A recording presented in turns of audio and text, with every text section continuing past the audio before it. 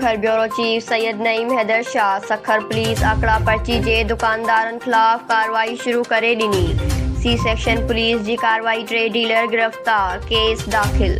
ख़बर मूजिब सखर शहर में आकड़ा पर्ची ऐं रस्मो पर्ची जुआ जो कारोबार हलण जी शिकायतुनि ते सखर सी सेक्शन थाणे जे SHO ज़फ़र इक़बाल खोखर, नुमाइश चौकी इंचार्ज ASI आगा आबिद पठाण जी अॻुवाणीअ में सिविल अस्पताल लॻ TNT वारे इलाइक़े में कार्रवाई करे जुआ जे डीलर ग़ुलाम हैदर चन्नो समेत 3 ॼणनि खे गिरफ़्तार करे केस दाख़िल करे वरितो आहे।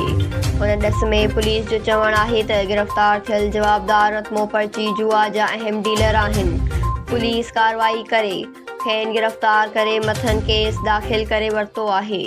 News Sindh express news Sukkur.